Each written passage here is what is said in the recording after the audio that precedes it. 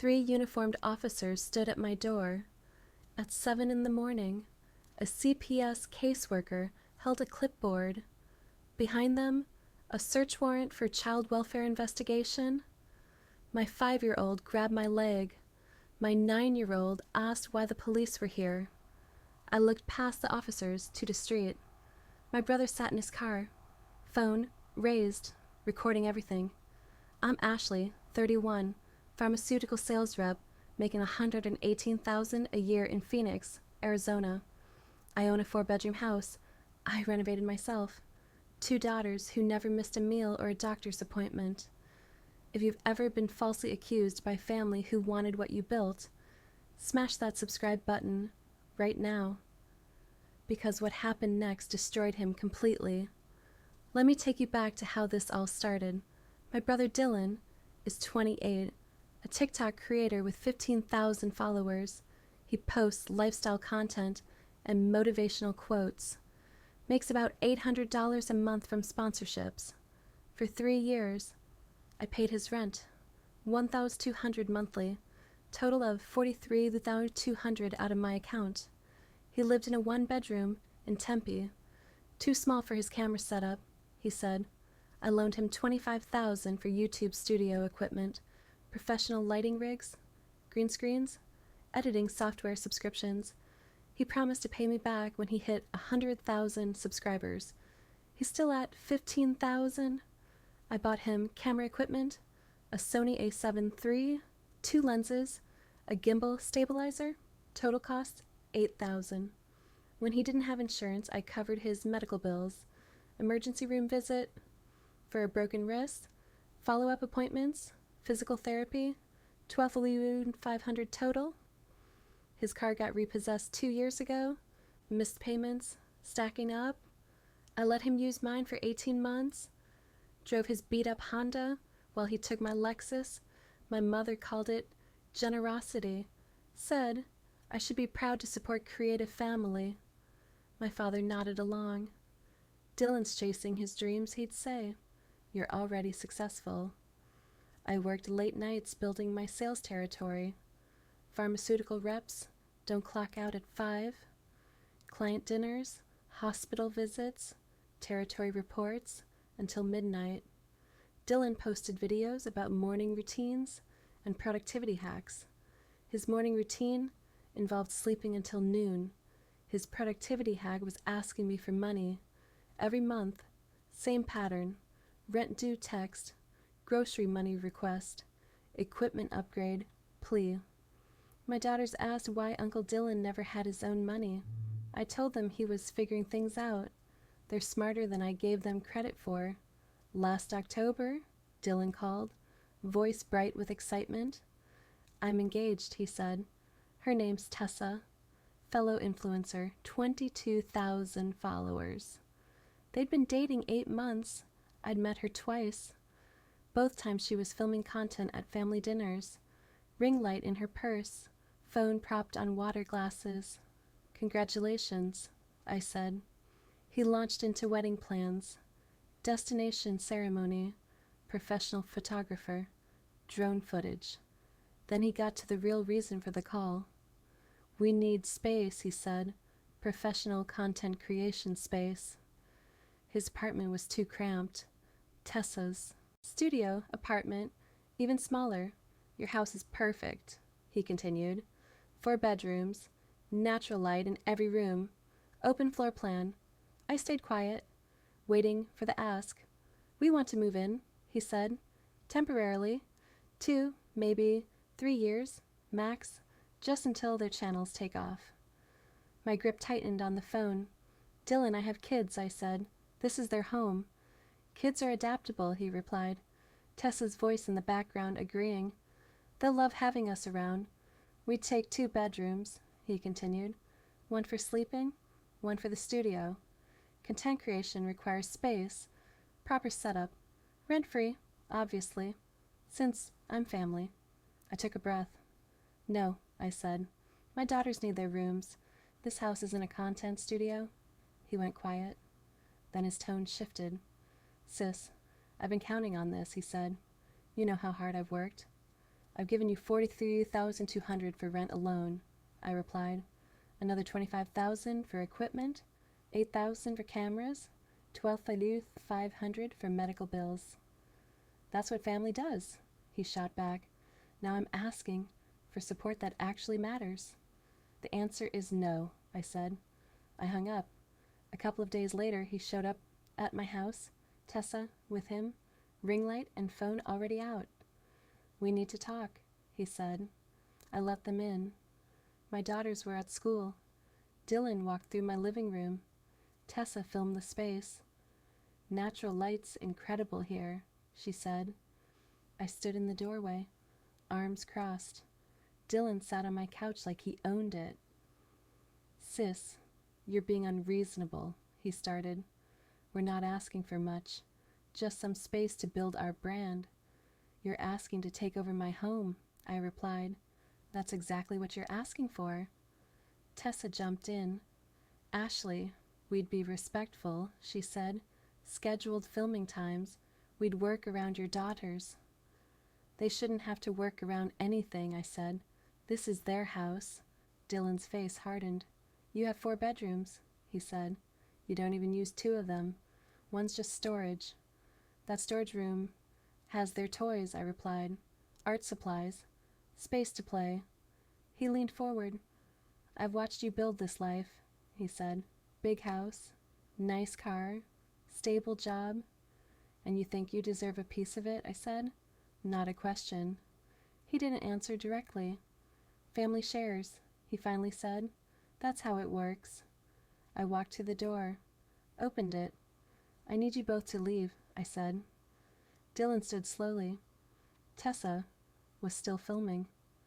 You're making a mistake, he said. I stayed silent. They walked out.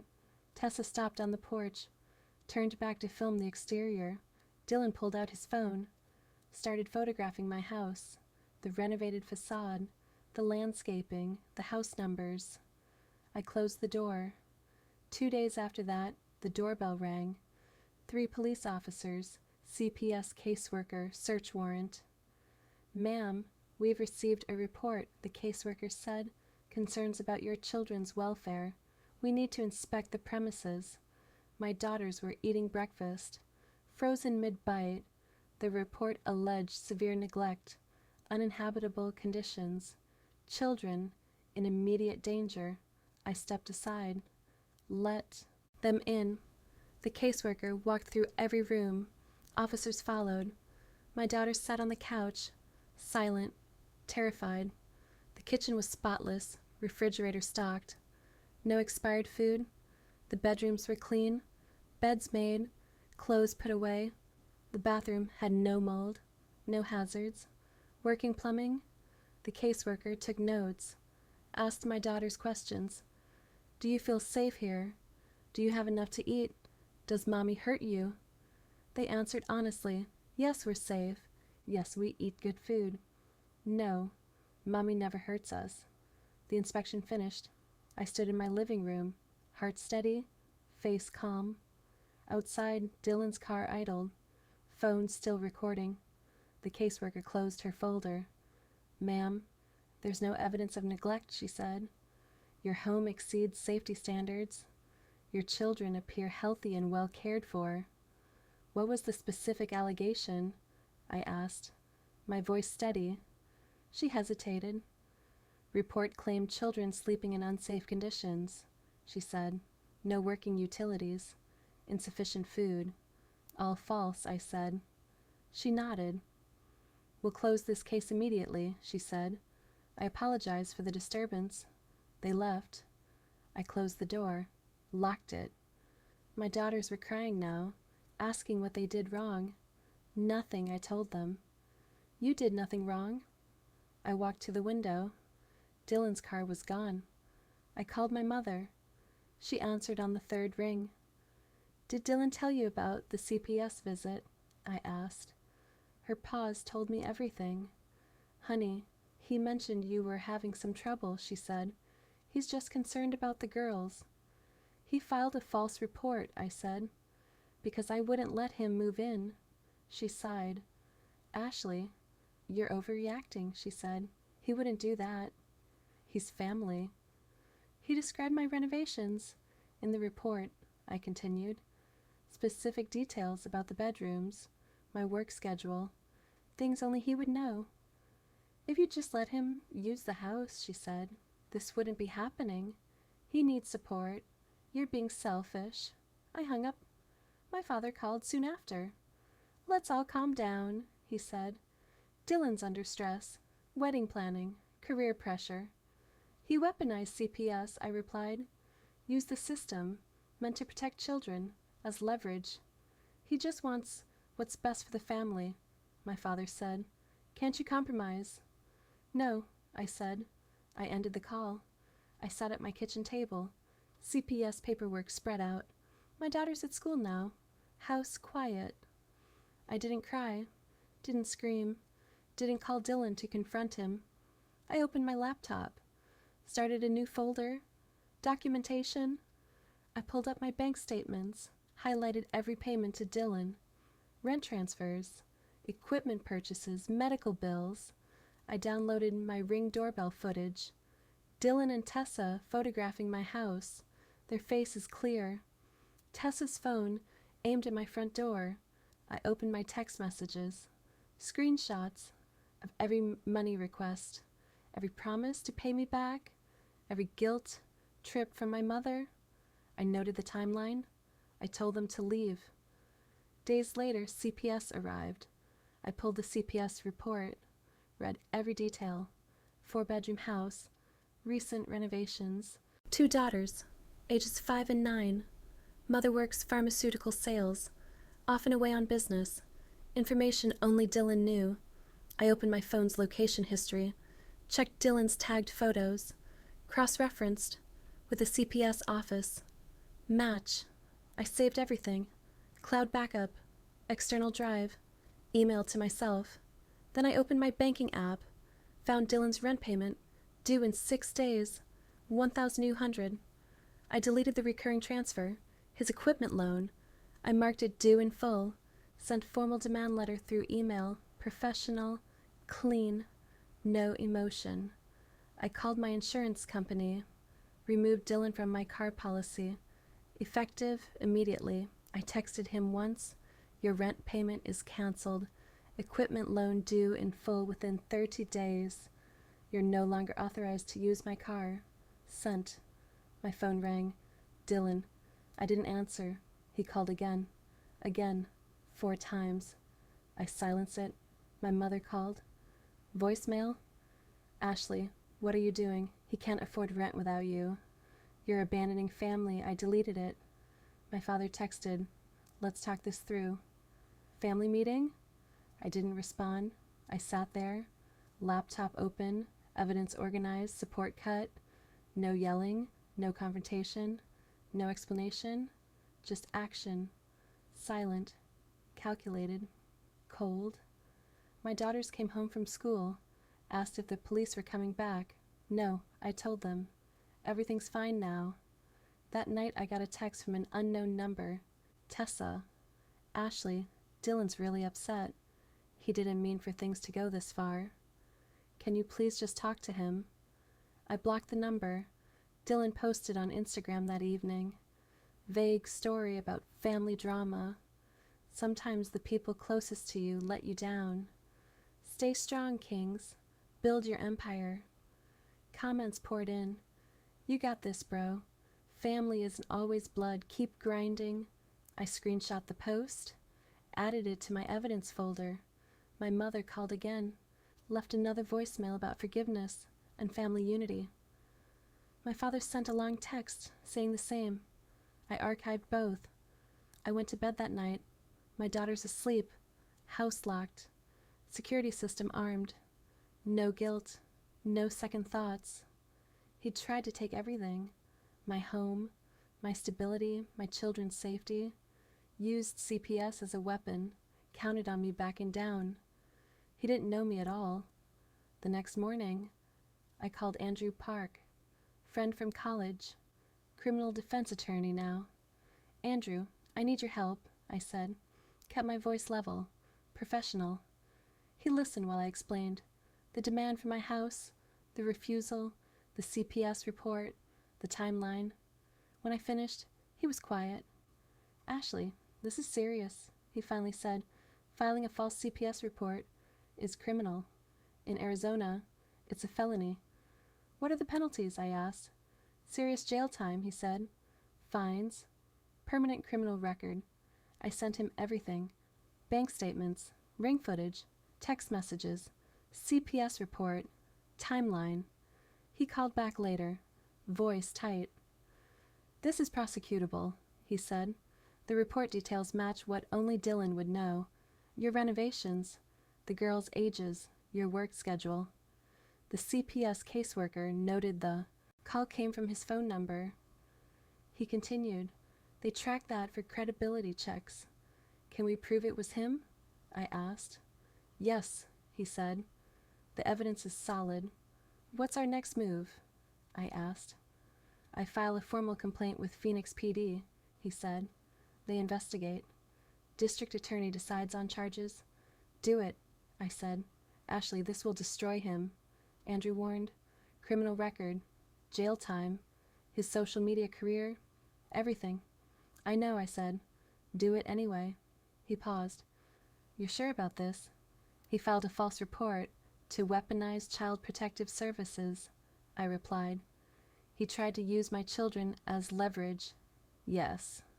"I'm sure." Andrew filed the complaint that afternoon. I went about my weekend, normal routine. Daughters to soccer practice, grocery shopping, meal prep for the week. My phone stayed quiet. Later that weekend, my mother called again, left a voicemail. "Ashley, the police contacted Dylan. He's terrified. How could you do this to your brother? Over a simple misunderstanding?" I deleted it without listening to the rest. The next workday, I got ready for work. Daughters to school, traffic to the office, client meetings all day. My phone buzzed during lunch. "Andrew, Phoenix PD is moving forward," he texted. "Detective assigned. Dylan will be contacted for formal interview." I sent a thumbs up. Later that week, Dylan called. 7 times. I didn't answer. Text from him. "Sis, please, we need to talk. This is getting out of hand. I didn't mean for CPS to actually show up. I just wanted you to understand how serious I was." I screenshot it, sent it to Andrew. He replied that this alone proved intent. That night, my mother showed up at my house, rang the doorbell. I didn't answer. She called through the door. "Ashley, I know you're in there. Your car's in the driveway. Open up." I stayed on the couch. Daughters in their rooms. Door stayed locked. She left after 10 minutes.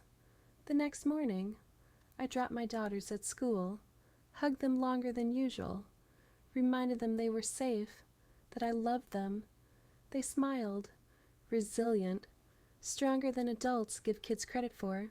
I drove to work, closed a major deal with a hospital network, $147,000 in quarterly orders. My manager congratulated me. I smiled, thanked her. My phone buzzed. Text from Andrew. Warrant issued for Dylan's arrest. Charge: filing a false report to law enforcement. Felony in Arizona. He'll be picked up within 48 hours. I read it twice. Felt nothing. Just facts. Just consequences. Soon after, I was in a client meeting. Hospital administrator reviewing my product catalog. My phone buzzed. "Andrew, they picked him up an hour ago." I excused myself, stepped into the hallway, called Andrew back. "Where?" I asked. "His apartment," Andrew said. "2 officers. Standard arrest procedure. He's being processed downtown now." "Arraignment?" "Tomorrow morning," he replied. "Maricopa County Superior Court. It's public record. Media might attend." "Good," I said. "Ashley, are you coming?" he asked. "No," I replied, "but I want updates." He paused. "You're not going to see him?" "No," I said. "I have work." I hung up, went back to my meeting, closed the deal. That evening, My phone exploded. My mother, my father, cousins I hadn't heard from in years, all calling. I silenced everyone. My mother left a voicemail, voice shaking. They arrested Dylan at his apartment, in front of his neighbors. How could you let this happen? I deleted it.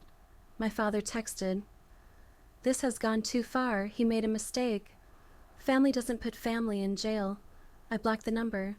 Dylan's girlfriend, Tessa, posted on Instagram. Photo of her crying. Caption about toxic family members. Betrayal. Standing by her man. Comments flooded in. So sorry, babe. You deserve better. Praying for Dylan.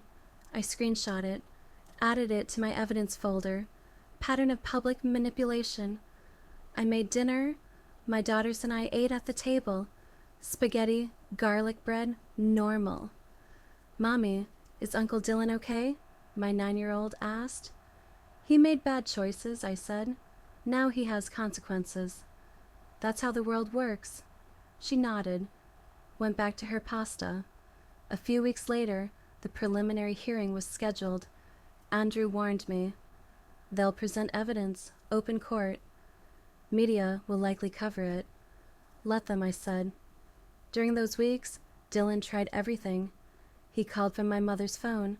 I recognized the number, didn't answer. He sent emails, subject lines, like, please read, and I'm sorry. I deleted them without opening. He showed up at my workplace. Reception called up. Your brother is here? Tell him I'm in a meeting, I said. Have security escort him out if he doesn't leave. He left. His lawyer reached out to Andrew, requested a meeting, wanted to discuss settlement, drop charges in exchange for public apology. Andrew called me. They're trying to avoid trial, he said. What did you tell them? I asked. That I'd ask you, he replied. What's your answer? No settlement, I said. No drop charges. This goes to court. Ashley, he could still plead out, Andrew said. No contest, avoid trial, still gets convicted. As long as he's convicted, I said. I don't care how we get there. The preliminary hearing arrived. I took the morning off work. This time, I attended. Sat in the gallery, 3 rows back, gray suit, hair pulled back, professional. Dylan sat at the defense table, public defender next to him. He looked thinner, paler. He turned, saw me. His face crumpled. I stared back, expression neutral. The judge entered. Everyone stood. Proceedings began. The prosecutor was efficient, mid-40s, sharp voice, no wasted words. Your Honor, the state will demonstrate that the defendant filed a knowingly false report with Child Protective Services. She began. This report alleged severe neglect and endangerment of 2 minor children. The allegations were entirely fabricated. The defendant used the child welfare system as a weapon in a family dispute. She presented the CPS report, detailed allegations, 4-bedroom house, recent renovations, 2 daughters, ages 5 and 9, mother frequently away for work, unsafe living conditions. Every detail matched what only Dylan knew. The prosecutor called the CPS caseworker. She testified under oath. The report came in on a weekday morning, she said. Caller identified himself as a concerned family member, provided specific details about the residents. We responded immediately due to severity of allegations. Upon inspection, she continued, the home exceeded all safety standards.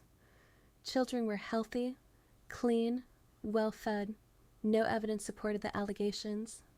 Did you note the callback number? The prosecutor asked. Yes, the caseworker replied. We log all incoming calls. She read Dylan's phone number into the record.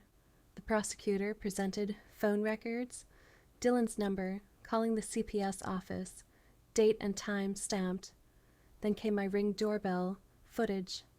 Video played on the courtroom monitor. Dylan and Tessa, walking around my house, taking photos, filming the exterior, dated 2 days before CPS arrived. The prosecutor presented text messages between the defendant and his fiancée, messages discussing their plan. Text from Tessa to Dylan. "Did you talk to your sister about the house?" Dylan's reply. "She said no. I have a backup plan." Tessa. "What kind of backup?" Dylan. "Don't worry. She'll change her mind." The courtroom was silent. The prosecutor continued. She brought up browser history from the defendant's phone, obtained through warrant. She read aloud, "How to report child neglect anonymously. Can CPS remove children immediately? Reporting child abuse in Arizona. Searches dated the day before the report was filed." She finished with location data. Dylan's phone pinged near the CPS office. Same day and time the report was called in. The prosecutor turned to the judge. "Your Honor, the evidence is overwhelming," she said. "The defendant weaponized a system designed to protect vulnerable children. He filed false allegations against his sister. He did this because she refused to let him move into her home rent-free." She paused. "This is not a family dispute. This is criminal abuse of the legal system." Dylan's lawyer tried. Public's defender, young, overwhelmed. "Your Honor, my client admits his judgment was impaired," he started. "He was under stress, wedding planning, financial difficulties. He made a mistake." The prosecutor stood. "A mistake is forgetting to return a phone call," she said. "This was calculated, researched, executed with specific intent to harm." The judge reviewed the evidence, silent, face stern. She looked at Dylan. "Mr. Martinez," she said, "did you file the report to Child Protective Services on the date in question?" Dylan hesitated. His lawyer whispered to him. "Yes, Your Honor," Dylan finally said, voice barely audible. "Did you provide false information in that report?" Dylan's pause was longer. "Yes, Your Honor." The judge's expression hardened. "You used Child Protective Services as a weapon," she said. "You wasted state resources. You traumatized 2 children. You attempted to manipulate your sister through fear. This court finds sufficient evidence to proceed." She set a full trial date, several weeks away. Bail continued at $5,000. My mother had posted it. Dylan walked out with his public defender. He looked at me again. I looked away. Outside the courtroom, reporters waited. Local news, crime bloggers, a cameraman. I walked past them. No comment. Andrew followed. We reached the parking garage. "That went well," he said. "Dylan's lawyer will push for a plea," I replied. "Probably," Andrew agreed. No contest. Avoid trial. Sentencing with reduced charges. "Will he do jail time?" I asked. "Depends on the plea," he said. "But with this evidence, yes, some jail time is likely." "Good," I said. I drove back to work. Afternoon meetings, client calls, territory reports, normal. That evening, Dylan's TikTok account was suspended. Terms of service violation. Pending legal issues. His Instagram followed. Community guidelines. His follower counts zeroed out. Tessa posted again. Moving on from toxic situations. Choosing peace. No tags. No names. But everyone knew. She unfollowed Dylan. Removed their couple photos. Posted a solo picture. Caption, "Single and thriving." The comments were brutal. Dodged a bullet girl. "You deserve better. King energy only." Later, Andrew called. "Dylan's taking a plea," he said. "No contest. Avoids trial." "What's the sentence?" I asked. 120 days county jail, he said. 3 years probation. $5,000 fine. Mandatory counseling. When? Sentencing is next Tuesday. The plea deal was public record. News outlets updated their stories. Phoenix man pleads no contest. in false CPS report case. Dylan's sponsorships disappeared. Small brands that paid him for posts. Total value around $30,000 annually. All gone. His landlord posted an eviction notice. Couldn't make rent without my payments. Without sponsorship income, he had 30 days. My mother called. I let it go to voicemail. Ashley, she sobbed. He's losing everything. His apartment, his career. He'll have a criminal record. Please, drop the charges. We'll pay you back. Every cent. I deleted it. My father sent one text. This is destroying our family. I blocked him too. Sentencing day arrived. I didn't attend. Andrew went. Texted updates. Dylan addressed the court. Apologized. Said he was under financial stress. Made terrible choices, deeply regretful. Judge wasn't swayed. You didn't just make bad choices, she told him. You attempted to destroy someone's life. You used children as weapons. That requires serious consequences. Sentenced to full 120 days. No work release. No early release for good behavior. 3 years probation after release. $5,000 fine due within 6 months. Mandatory anger management counseling. Permanent criminal record. Dylan was remanded immediately, taken into custody, transported to jail. My mother tried to visit him, denied. He wasn't accepting visitors yet. My father paid for a lawyer consultation, wanting to appeal. Lawyer told him no grounds. Plea deal is final. They spent $18,000 on legal fees, consultation, public defender supplement, court costs, money they didn't have. Dylan served his time. 4 months, no early release, no probation violation, kept his head down. His apartment was cleared out while he was inside. Belongings put in storage unit he couldn't pay for, items eventually auctioned. His car, the Honda I'd let him use, repossessed again, unpaid loans. Tessa got engaged to someone else. 3 months into Dylan's sentence, posted the ring. Different guy. More followers. Better prospects. When Dylan was released, he had nothing. No apartment, no car, no job, no social media presence, no relationship. Criminal record for any future employer. He moved back in with my parents, temporarily. Their words. My mother called to tell me, left a voicemail. He's out, she said. He's staying with us. He wants to apologize to you. Face to face. I deleted the message. Dylan sent a text. New number. Sis, I'm sorry. Can we talk? I know I messed up. I want to make it right. I blocked the number. My mother tried again. Different tactic. The girls miss their uncle, she said. Don't punish them for his mistakes. Let them see him. I didn't respond. A few weeks after his release, Dylan moved. Out of state. Colorado.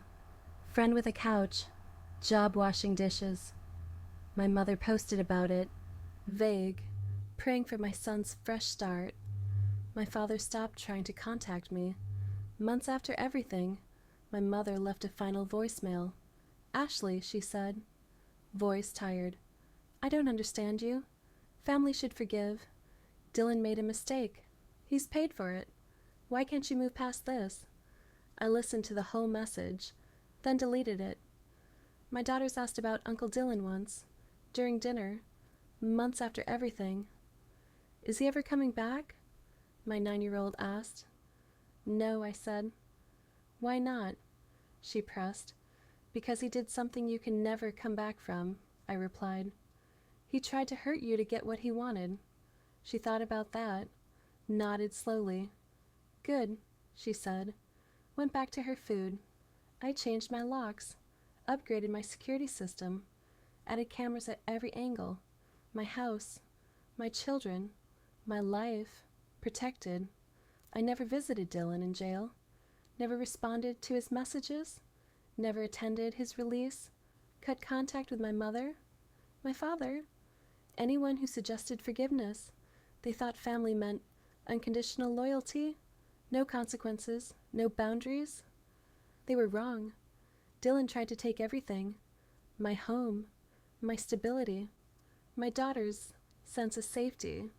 He weaponized a system designed to protect children, called CPS, filed false allegations, tried to make me the villain, all because I said no.